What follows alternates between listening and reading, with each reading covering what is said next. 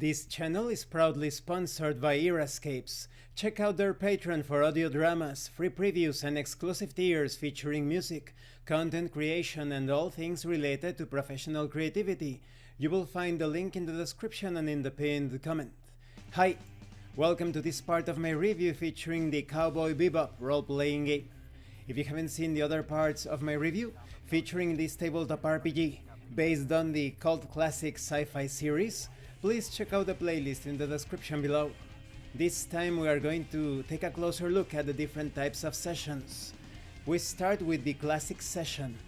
A classic session is structured with a brief setup and 3 tabs.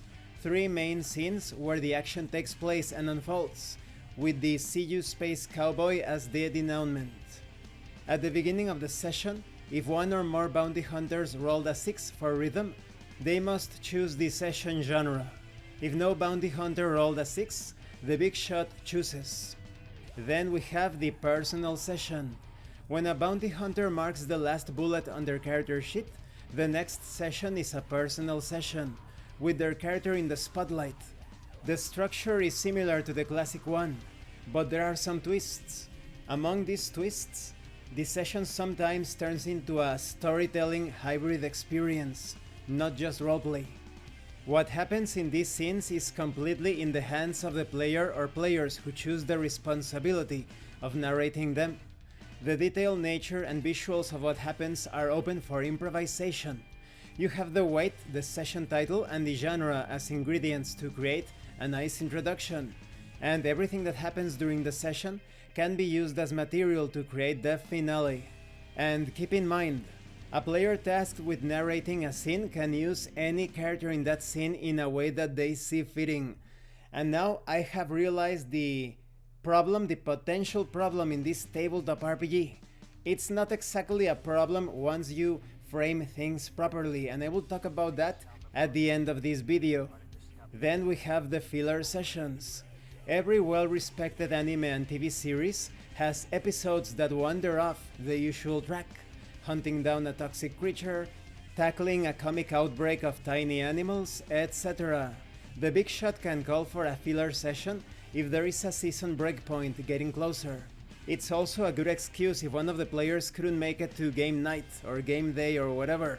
Now you can play that filler session without that specific character participating. And this concludes this part of the review. In the next part we are going to talk about the season breakpoints and the season finale. I have now realized what's the major problem with this tabletop RPG. This is not only a tabletop RPG, this is actually a storytelling role-playing game hybrid. That's the issue, the problem. When you compare this tabletop RPG with Raven or Children of the Fall, there are certain, I would say, noticeable similarities, specifically the points where the players take control of the game world and where the game master takes control of the player characters. That's storytelling, that's not role-playing, that's not playing a tabletop role-playing game.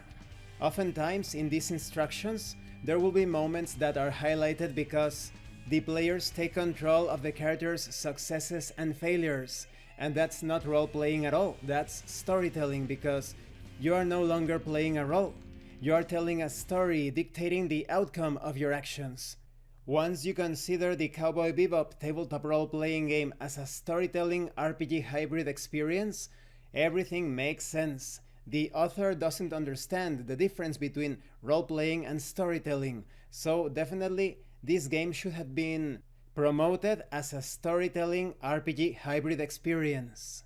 Thank you for watching this part of the review. Don't forget to leave a like, a comment, and subscribe. And thank you so much to those of you that are going the extra mile to support the channel.